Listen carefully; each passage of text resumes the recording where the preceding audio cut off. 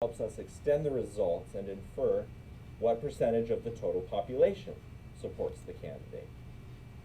So, I that's this is I don't know if I'll have the time to take this course, but I started it today and have not done a single thing because I'm trying to get you guys' Canvas going.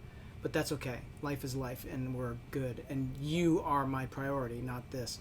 But I have a desire to learn Bayesian statistics that I never studied it. I have the general idea of what it is, but because I never studied it, I'm probably wrong about any of my assumptions about Bayesian statistics or Bayesian analysis. So this is a Coursera course, and I just want to use it as an example for you. So if I'm taking a course online, this part might not actually exist for me, but it does here somewhere. So I can take notes in this format. I can take notes over here, but as you can see in my explanation, I've taken a picture of a notebook. It's not relevant to you necessarily, even though the topic, those are my notes to give lectures. But you need to have a notebook open when you're watching my videos, so, or anybody's videos. So here's this guy's video. I'm watching it. I'm going to take notes. Everything that he writes there, I'm probably writing. But in addition to that, I'm writing everything that because he's writing this note, but he's saying a whole bunch of other stuff about that item. So you should be taking notes on that as well. If somebody hasn't taught you, they've only taught you to copy those words down, then you've gotten short shrift. If you know what that means, look it up. Short shrift, SHRIFT. But in any case, you want to make notes, his notes, or the instructor's notes, but you want to take their notes and you want to add your understandings to them, what you've gleaned from the conversation or how you think about it. That makes it yours and helps you to internalize it. In addition to that, I've created this discussion board in our online class. It'll exist for hybrid classes as well, but I'm not sure how critical it is, but the note-taking of the video watching is. This discussion board will exist in all classes, and what I intend you to do is, for instance, you would type in the section. I actually don't want... So 4.3, and the topic would be intermediate value theorem. The reason why I want you to type in 4.3 intermediate value theorem is because later on you may have a question about intermediate value theorem or something in section 4.3, and you can type in this search and look for those keywords, and it'll bring up everybody else's past questions. Maybe they have the same question. Maybe you can help answer their question, and in answering their question you would increase your understanding. So intermediate value theorem, and then maybe you put this, and then you put your question. I am having trouble with understanding why the intermediate value theorem cannot confirm that a zero does not exist between two proposed x values. Can someone help? Now, that particular topic I have in that explanation, because it's supposed to be 2 TWL. I can't spell the correct 2. Oh my goodness. I have 2 master's degrees. What the heck?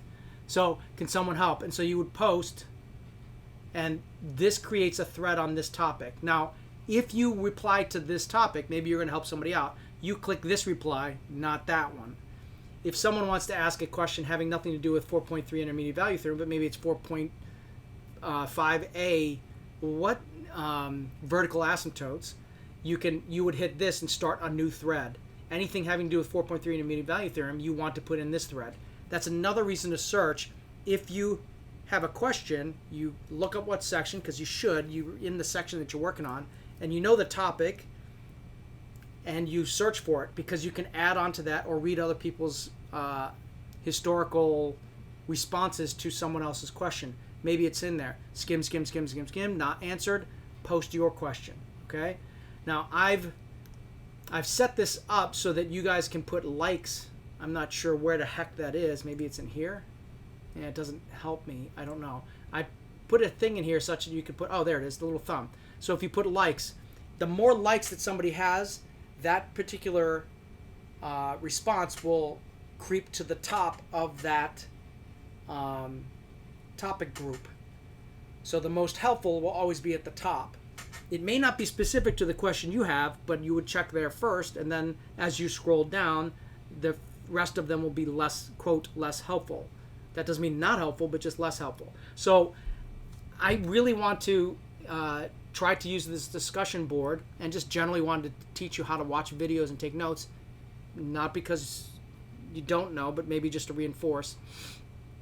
Because one of the things that's missing in an online course is this communication between you and me live, where for you it might be asking questions, and at least in the past it has been. For me, it has always been validating. When somebody teaches me something and says something, I'm like, okay, I think what they told me was this, and I believe that means this, this, and this, but I don't know if I'm correct in what I understood. And so I raise my hand and ask, so what you're telling me is this is true? Yes. Or maybe they'd say no, and hopefully they wouldn't add on, and you're a moron. Actually, I had a class with a friend of mine, and he was pretty direct, but he was okay with me because we were friends. And it's okay with me in general because I have no feelings. But in any case, you would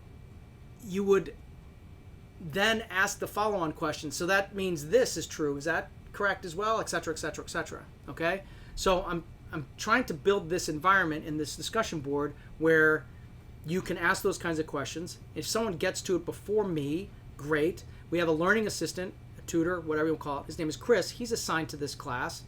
And if I use this video in future classes, you might not have Chris, and you might not have a specific learning assistant assigned. It depends on what happens in the future. But I am particularly going to be logged in with this discussion board live when I'm doing my office hours. So if you're coming in for my office hours and you have an appointment, we work and blah, blah, blah, blah, I won't be able to answer those directly because I'm working with someone. But there are times when there's downtime and I don't have an appointment. I'm going to tell you that I'm going to be logged in and looking at that, and you might be able to ask a question live, and I might be right there, and we can go back and forth. And if we need to, we can shift over to Zoom or Teams or WebEx or whatever it is. Okay?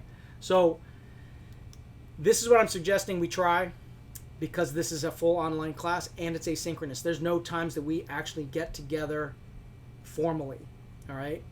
And you need to have an avenue to ask me questions, and I need to be able to answer them timely. And this I believe, at least currently with the technology and systems we have, this is what I believe is going to be the best way to go. You could have found a Discord server and created a Discord server and blah, blah, blah, but those are all third-party things where this is embedded in our course. If this doesn't work, then I'll go search for those for future classes, all right? Hopefully the video is helpful. I don't know. We'll see what your feedback is.